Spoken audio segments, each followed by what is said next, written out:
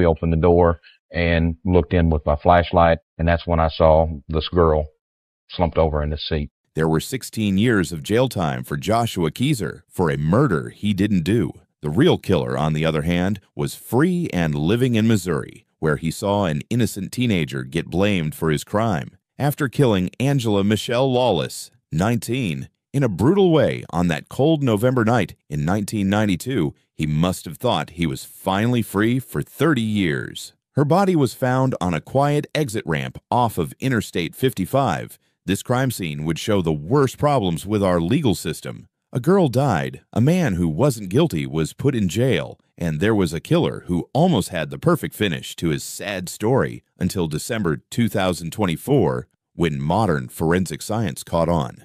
This is not just another case. It's about broken trust, the never-ending search for the truth, and how a killer finally had to face his past. In this book, Angela Michelle Lawless's story and the 32-year journey that led to the discovery of her killer are told. Before we continue, I'd love to know, where are you tuning in from? Whether you're watching from home, work, or on the go, drop your city or country in the comments below. It's always amazing to see how far these stories reach. And if you're enjoying this deep dive into true crime, don't forget to like, subscribe, and turn on the notification bell so you don't miss what's coming next. Now, let's get back into the case. Well, it's about Michelle and Michelle's family and finding justice for her. But it's also about the integrity of the justice system. The criminal justice system has failed in this case once already. It failed the family, it failed Michelle, it failed Josh Keyser. And I'm going to make sure it doesn't fail them again. The life of Angela Michelle Lawless was like the dreams of people who live in small towns in the United States. She was born on August 2nd, 1973, in Benton, Missouri, to a loving family. To people close to her, she was just known as Michelle. At only 19, she was no more than 5 feet tall and weighed only 95 pounds. But she made up for her small size with spirit and drive. It wasn't just small-town life for me growing up in Benton. It was about being part of a group. Michelle was more than just another person in this small town. She was a freshman at Southeast Missouri State University studying nursing and dreamed of a bright future in the medical field. People who knew her didn't find it strange that she became a nurse. For years, she volunteered as a candy striper at the Cape Girardeau Hospital and took part in many charity events. She was a Girl Scout and had a green belt in karate. She wasn't afraid to stand up for herself or others. She finished from Thomas Kelly High School in 1991 and had been a cheerleader for the basketball team there. It was clear that she was there in every school hallway, and her graduation was a step towards bigger goals. People who knew her said she was a young woman with a smile that could make anyone happy and a strong will to succeed. On the surface, her life seemed perfect, but there were problems that would later be very important in understanding how she died so tragically. Leon Lamb had been her boyfriend for 3 years, starting when she was 16. Her private diaries showed that their relationship was more complicated than the happy pair they seemed to be on the outside. Michelle's life would be sadly cut short on November 8th, 1992, less than half a mile from her home. No one could have known that. The neighborhood where she had grown up would soon be split in two by questions about who could have done such a horrible thing to one of their own. There was definitely some type of struggle outside the vehicle, blunt trauma, and back in the car, and that's where she was shot. There was actually a pretty good spot of blood right. Someone made what seemed like a normal call early on November 8th, 1992. That call would become the start of a story that would last for 30 years. On their way to work, Jerry and Ruth Householder saw something strange. A car stopped at the top of the northbound exit 77 ramp from Interstate 55. The engine was still running, and the headlights cut through the darkness. It didn't feel right, so they didn't look into it themselves. They went to the Benton Sheriff's Office and told them what they saw. At 1:29 a.m., Reserve Deputy Rick Walter and Officer Roy Moore got there. They were met by a 1986 Buick Somerset, whose only sound was the engine running. With 2 fingers, Officer Moore carefully opened the driver's side door. The torchlights showed them a scene that would stay with them for years. Michelle Lawless was lying there, slouched over the center console with her head close to the passenger seat. They knew this wasn't a mistake because of how much blood was there. Michelle had been hit with a baseball bat several times and then shot 3 times at point-blank range, once in the face, once in the back of the head, and once in the back. The crime scene was a picture of extreme violence, but it was the parts of the scene that were broken that started to tell an even scarier story.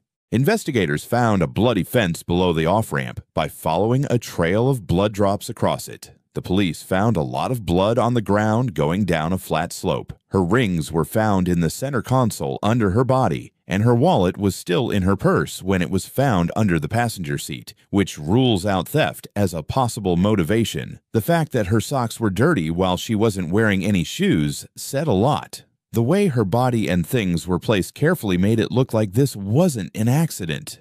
Michelle had probably been pushed out of her car, maybe after stopping for someone she knew.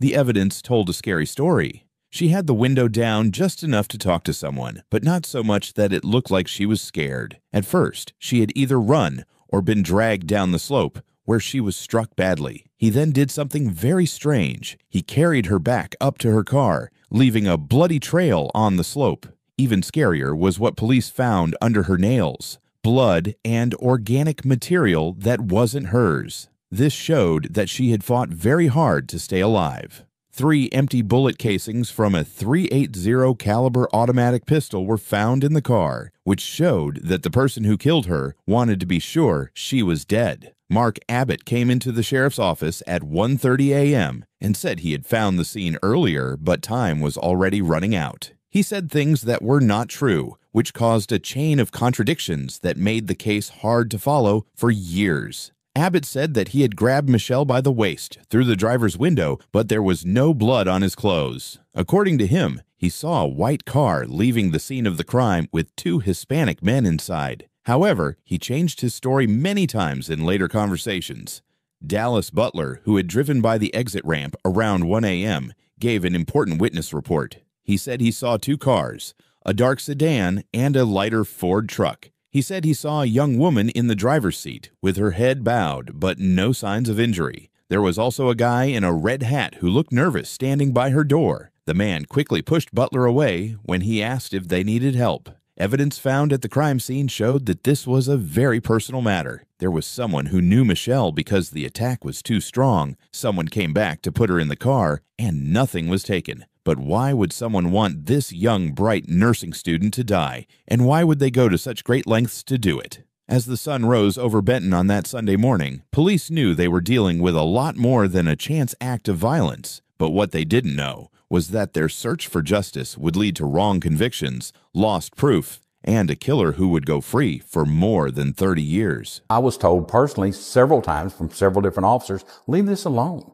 You know, so that's a huge problem when you're trying to get help from other departments and they don't want you to look at this. By 1994, there was a lot of pressure to find out who killed Michelle. The small town of Benton wanted to know what happened, and police thought they had found the killer, Joshua Kaiser, a 17-year-old from Illinois. What happened next would become one of the most well-known cases of justice going wrong in Missouri. From the start, the case against Kaiser looks sketchy. Mark Abbott, a witness whose contradictory statements had already made the case more difficult, all of a sudden said that Kaiser was the person he had seen in a white car near the crime scene. This was the same person who first said they saw a dark-skinned Hispanic man. One look at Kaiser, a teenager with fair skin, should have made people doubt Abbott's story. But there were much bigger problems with the prosecution's case. There were no fingerprints, DNA, or murder weapons on Kaiser that would lead anyone to believe he was at the crime scene. The prosecution's case was based only on shaky proof and the words of 3 prisoners who said Kaiser had confessed to them while he was in jail. Investigators who have done this kind of work before know to be skeptical of jailhouse evidence like this. Prosecutors said Kaiser and Lawless had fought at a Halloween party the week before she was killed, which was even scarier. But when the party host was finally reached many years later, she said she knew everyone who went, and Kaiser had never been there. But there was proof that Kaiser and Lawless had never met or even knew each other. The most damning piece of evidence at the trial was a jacket that belonged to Kaiser and that cops said had blood that matched Lawless's type. When the jacket was checked again years later, the blood spot was found to be tomato juice instead. But the damage was already done. Kaiser was found guilty of second-degree murder in February 1994, even though he had a good reason to be 350 miles away in Kankakee, Illinois, on the night of the murder. The jury gave him a 60-year prison term after hearing what seemed like a strong case from skilled prosecutors. Joshua Keyser started prison time for a murder he didn't do when he was only 17 years old. I was incarcerated at 18 years old. I was immediately caged with violent offenders who wanted to physically harm me and sexually harm me. Keyser was sent to Block 4, Cell 99, which is inside Missouri State Penitentiary, which is sadly known as the bloodiest 47 acres in America. The jail that was home to Martin Luther King Jr.'s killer, James Earl Ray, would now be home to a teenager who did nothing wrong. While Kaiser got used to being locked up, the real killer stayed free and watched as someone else was punished for his crime. The jury never knew that the prosecution had hidden important information that went against what they said. The three prisoners who testified against Kaiser later admitted they were lying and said they were offered benefits in exchange for their information, but it would be years before these facts came to light. During that time, Joshua Keyser's youth disappeared behind jail walls. Joshua Keyser's guilt didn't just take away an innocent man's freedom, it also let Michelle's real killer get away with murder. For 60 years, Keyser was locked up, but the truth about what happened that November night in 1992 stayed hidden until someone dug deeper and found the flaws in the case that put the wrong man in jail. Truth has fans who you might not expect. For Joshua Keyser, that hero was Rick Walter, the same reserve constable who had found Michelle's body the first time that terrible night. Walter was chosen sheriff of Scott County in 2005. He had never been happy with Keyser's conviction. In 2006, Walter did something that police officers almost never do. He restarted a case that everyone else thought was over. Why did you do that, sir? The case was closed. You had a person in prison convicted. Yes. Why did you do that? Well, you hear a lot of things. A lot of it came from the street, so to speak, from people that I had talked to that come up to me and over the years, not just since I've been sheriff, and said that they felt that a lot of people said that, they asked me point blank, do you have the right guy in prison?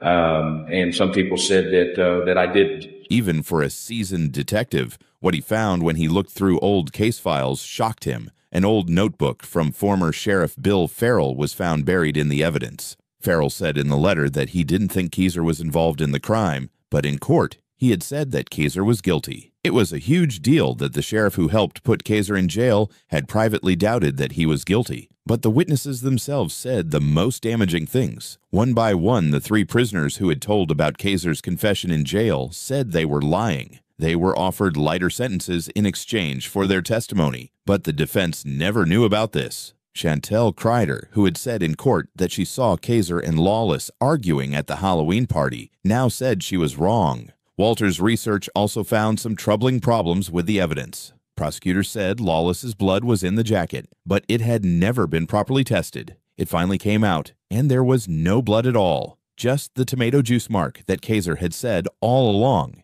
Even more important, DNA testing of evidence from under Lawless's fingernails, which wasn't possible in 1994, would later be very helpful in finding her real killer. In February 2009, when Judge Richard B. Callahan looked over the huge amount of proof Walter had found, things started to look up. Callahan said in a harsh 44-page decision that Keyser had been lied to at almost every stage of the legal system. Joshua Keyser got out of jail after 16 years of being locked up. In the end, the state of Missouri paid him $4 million to end his civil rights case. However, Keyser's freedom did not mark the end of the story. It was only the start. Even though Keyser got out of jail and was awarded a multi-million-dollar deal, he did something very unusual. He gave $10,000 back to the police to help them find Michelle's real killer. We don't just need someone, but we need people. We need the right people to do the right thing. I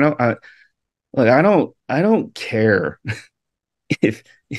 if this gets solved and everybody forgets my name and no one ever gives me credit for the years of hard work that I put into this. That's a part of the story, but the purpose is to talk about Michelle, to bring everybody's attention to Michelle. Walter's investigation not only freed a man who wasn't guilty, but it also ignited a new search for the real killer. We're constantly working on the case. We're looking at everything fresh. It's a blank slate. We start from the crime scene and work our way back from there and try to piece together the last hours, the last days of Michelle's life, looking for clues. We're going to, instead of choosing a suspect and then trying to make all the evidence fit around them, we're allowing the evidence to lead us to the suspect. With fresh eyes and up-to-date forensic methods, investigators looked at old evidence again and focused on someone who had been there the whole time and had a much deeper link to Michelle than anyone had thought. And, you know, I've had time to do that, and I'm starting to branch out and work potential suspect paths and try to figure out where it's going to lead us. Found people that need to be interviewed that never were. An answer to a murder riddle can sometimes be found right in front of you. The real story of Michelle Lawless's death was kept secret for 32 years, even in her own heart and under her nails. Leon Lamb, Michelle's boyfriend of 3 years, had been there from the start and saw an innocent teenager go to jail for his crime. When police looked at Michelle's personal writings again, they made a big discovery. Her diary gave a disturbing picture of her relationship with Lamb, showing a darker side to what seemed to be a sweet love story. In the lines of a teenage romance were signs of jealousy, power struggles, and mood swings. Modern forensic science, on the other hand, was the one who finally proved these theories. The DNA found under Michelle's nails, which helped get Joshua Keezer free, told a very bad story. In 2008, the Missouri State Highway Patrol Crime Lab looked at the blood and found that it matched Leon Lamb's DNA sample. It wasn't just a trace of evidence. It suggested Michelle had fought hard against someone she knew well. The police also started to think about Lamb's first comment in a different way. He said Michelle came to see him around 11:30 p.m., between midnight and dawn on November 7th, saying they had intense sex that made her scratch him. Lamb says that she left his house at 1 a.m. This timeline, on the other hand, couldn't work because Michelle had already been seen alive at the exit ramp around 1 a.m., and Lamb's story fell apart just because of how long it took to drive there. When detectives found out that Lamb's controlling behavior hadn't stopped after Michelle died, the case became even worse. He moved to Arkansas and started a new life there, while the wrong person was in jail for the crime he did. Having known for more than 30 years that he had killed Michelle and made an innocent youth pay for it, he had lived with this guilt. I was called a monster, calling me a killer. In December 2024, everything came together at last. The police moved in with the DNA proof, witness statements, and a carefully put-together timeline. A police officer nabbed Leon Lamb in Conway, Arkansas, on December 20th. At 52 years old, Michelle's ex-boyfriend was finally being punished for a crime he did when he was younger. Every flaw in the criminal justice system was shown by the 32-year stretch from murder to arrest. The prosecution was too eager and sent the wrong man to jail. Probably for weeks. And I have no doubt that at some point I'm going to fall down on my knees and I'm just going to cry out. I'm going to thank God and I'm going to weep like a little baby. I'm going to be okay with it. Even though witnesses lied under oath and evidence was handled incorrectly, the truth came out in the end thanks to modern science, thorough investigations, and the unwavering desire of those who never gave up on getting justice for Michelle. Finally, it was ironic that Lamb had already shown proof of his crime in 1992. The DNA under Michelle's fingernails, which he said was from intense sex, was what finally caught up with him. New forensic tests proved what detectives already knew. Those scratches weren't caused by passion, but by Michelle's desperate attempt to save her life. Leon Lamb's arrest in December 2024 should have been the end of this 30-year story. But like everything else in this case, it turned out to be difficult. Lamb, who is now 52 years old, is fighting being sent from Arkansas to Missouri, where he is being charged with first-degree murder for a crime he did when he was younger. Now, Lamb is in jail without bond, and his efforts to avoid deportation are only putting off what will happen anyway.